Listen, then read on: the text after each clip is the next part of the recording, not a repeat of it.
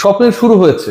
অনেক ক্ষেত্রে স্বপ্ন যদি আসলে শেষ পর্যন্ত সমাপ্তির জায়গাটায় শুরুর মতো করে দেখাতে না পারেন, তাহলে কিন্তু সেই স্বপ্ন ভ্যালুলেস হয়ে যায়। বাংলাদেশের প্রথম দিনে অস্ট্রেলিয়ার বিপক্ষে যেই দাপট আমরা দেখেছি, যেভাবে বাংলাদেশ ডমিনেট করেছে, যেভাবে বাংলাদেশের বোলিং ডিপার্টমেন্ট অস্ট্রেলিয়ার মাটিতে অস্ট্রেলিয়ার 10 জন ব্যাটারকে 3 জন পেসার বাংলাদেশের অল আউট করে দিয়েছে।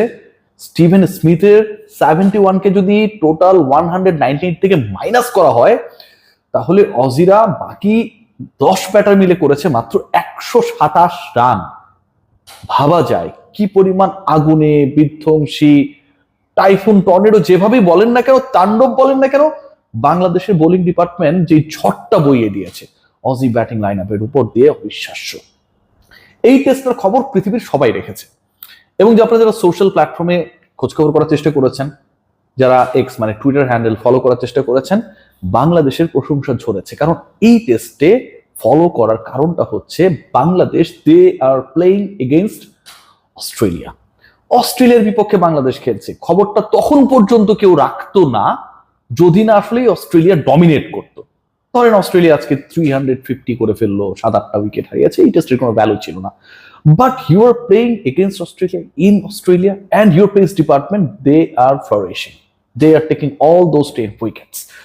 এই টেস্টকে কেন্দ্র করে বাংলাদেশের উপর যে প্রেশারটা ক্রিয়েট হয়েছে, স্পেশালি ব্যাটিং ডিপার্টমেন্টের উপরে যে প্রেশারটা ক্রিয়েট হয়েছে, সেই প্রেশারের রেসপন্সে the way Bangladesh batting department দিন শেষ করেছে, এক কথায় আমার কাছে মনে হয় ইটস রিয়েলি ক্লিনিক্যাল। খেয়াল করে দেখবেন যে আজকের ম্যাচে সবার প্রত্যাশা ছিল, একই সাথে জিজ্ঞাসাও ছিল, যে এই ডিপার্টমেন্ট, বাংলাদেশের bowling department without Nahid Rana এমনটা করেছে, এটা খুব বেশি আনএক্সপেক্টেড ছিল না। রানা থাকলে আমরা দেখতাম যে আসলে ওখানকার উইকেটে কন্ডিশনে, অস্ট্রেলিয়া কন্ডিশনে কি ধরনের গতির ঝড় তিনি তুলতে পারেন, কতটা অসহায়ত্ব আসলে অজি ব্যাটাররা শো করবে, সেটা রানা থাকলে হয়তো আমরা দেখতে পেতাম। বাট রানা নেই, তারপরেও কিন্তু সেই ভরসার জায়গাটা ছিল, হাসান দেয়ার, তাসকিন দেয়ার, ইবাদত দেয়ার, এক্সপেকটেশনসের জায়গা ছিল যে বাংলাদেশের ব্যাটিং ডিপার্টমেন্ট ইন রেসপন্স কি করে। এবং সেই রেসপন্সে মুমিনুল হক সৌরভ, তানজিদ হাসান তামিম, সাদমান শুরুতে আউট হয়ে গেছেন, তারপর একটা ওপেনিং পার্টনারশিপ গ্রো করার মতো একটা সিচুয়েশন ক্রিয়েট করে লো স্কোরিং হচ্ছে। প্রথম ইনিংস 198-এ প্যাক অস্ট্রেলিয়া, সেই জায়গাটায় আপনি যদি মোটামুটি ওপেনিং এ 30-40 রানের একটা পার্টনারশিপ করেন, আমার কাছে মনে হয় দ্যাট ইজ ভ্যালুয়েবল। এবং তারপরে যদি আপনি ভালো পার্টনারশিপ গ্রো করতে পারেন সেকেন্ড উইকেটে, দ্যাট ইজ আমার কাছে মনে হয় অনেকটা লাইক প্রেশাস।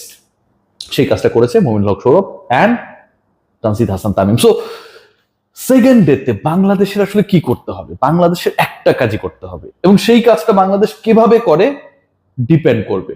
আমি যদি পুরোটাকে একটা প্যাকেজের আওতায় নিয়ে আসি, তাহলে যে কাজটা বাংলাদেশকে করতে হবে যে ফার্স্ট সেশনে বাংলাদেশকে একদমই কম্প্যাক্ট থাকতে হবে, the way they had finished the first day.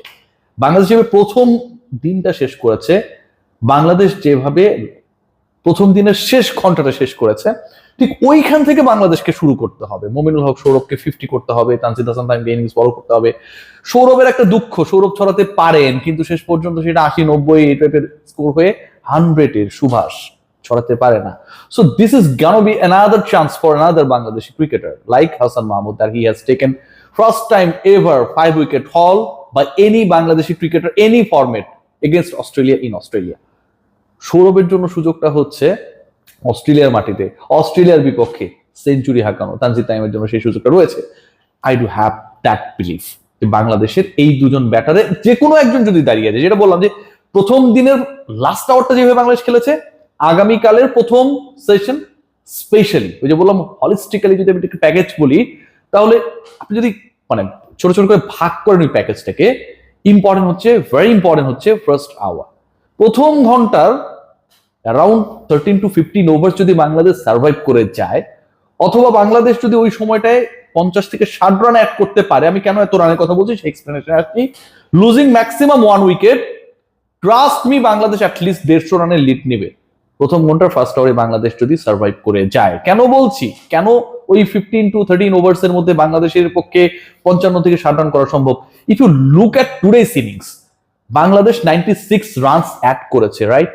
এবং এই যে বাংলাদেশ 96 রান অ্যাড করেছে, বাংলাদেশের রান রেট ছিল 4, 96 for 1 in 24 ওভার্স।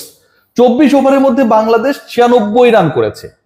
কি হওয়ার কথা ছিল, যেখানে স্টার্ক, হ্যাজেলউড, কামিন্সরা তারা বাংলাদেশকে প্যাক্ট করার চেষ্টায় অনেক বেশি আগ্রাসী।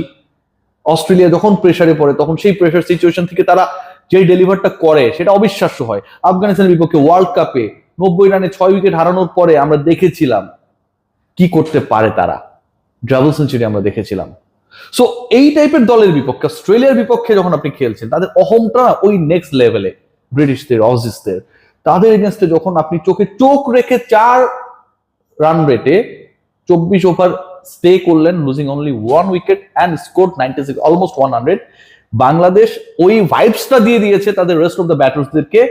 এন্ড যারা ক্রিজে ছিলেন তারা সেই কনফিডেন্সটা পেয়েছে অ্যাট দ্য সেম টাইম যে we can do, we have that capability. আগামীকাল জাস্ট এই কাজটাই করতে হবে। Let's discuss about one particular picture. Adam Gilchrist, he is taking interview from Hassan Mahmood, and the way he is delivering, the way he is speaking, কি চমৎকার English. যেই ক্রিকেটারকে আপনি হিসাবের বাইরে রাখেন, সেই ক্রিকেটার তার 3 উইকেট হল ইন্টারন্যাশনাল ক্রিকেটে, টেস্ট ক্রিকেটে, মানে 5 উইকেট হল 3 বার, সেটা তিনি করেছেনই প্রত্যেকটা বার প্রতিপক্ষের মাঠে, ইন্ডিয়া, পাকিস্তান, অস্ট্রেলিয়া। তিনি যেভাবে গিলক্রিস্টকে সাক্ষাৎকার দিচ্ছিলেন এবং দেশ ছাড়ার আগে যখন বলে গিয়েছিলেন যে আমি অন্তত অস্ট্রেলিয়ায় গিয়ে 2 বার 5 উইকেট পেতে চাই, এটা অনেক বড় and loud and clear statement যে আপনি দেশ ছাড়ছেন, অস্ট্রেলিয়ায় খেলতে যাচ্ছেন, how much pressure, intense pressure on your shoulder, and you are announcing that I want to take 5 wickets at least 2 times।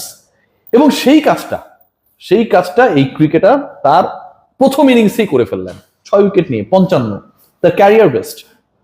So এই যে হাসান মাহমুদ, অ্যালান গিলক্রিস্ট সাক্ষাৎকার নিচ্ছেন, বিভিন্ন জায়গায় বাংলাদেশকে নিয়ে ডিসকাশন হচ্ছে, এই ডিসকাশনটাকে বাংলাদেশ টিমকে ফিল করতে হবে that this is the reality and we have earned all this positive notes from the legendary cricketers.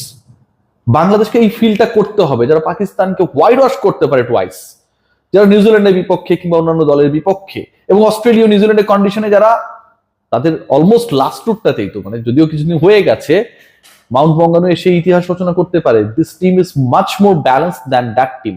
So সেটা যদি হয়, বাংলাদেশ দল আগামীকাল যদি জাস্ট আজকে যে স্কোরটা করেছে এটার সাথে 250 রান অ্যাড করতে পারে, আমি আবারও বলছি ফার্স্ট আওয়ারটা ভেরি মাচ ইম্পর্টেন্ট, যা তা হওয়ার চান্স রয়েছে, সেটা পক্ষে বিপক্ষে দুদিকেই, তাহলে এই টেস্টে Bangladesh they will be in the driving seat. যতই দিন গড়ানোর সাথে সাথে ডারউইনের কন্ডিশন ব্যাটিং সহায়ক হোক না কেন, যতই হোক না কেন, এন্ড অফ দ্য ডে আপনি যখন 100-150 রানে পিছিয়ে থেকে সেকেন্ড ইনিংসে ব্যাট করতে নামবেন, সেটা কিন্তু আমার কাছে মনে হয় এত সহজ হবে না। And definitely the best from Taskin and Ebadot Hossain yet to come. Hasan তারটা ডেলিভার করেছেন, বাট তাসকিন ইবাদত কি করেন সেটাও দেখার। Let's see what happen. আগামীকাল বাংলাদেশকে প্রথম 2টা ঘন্টা, প্রথম 1টা ঘন্টা, প্রথম 15 ওভার স্মার্টলি খেলতে হবে।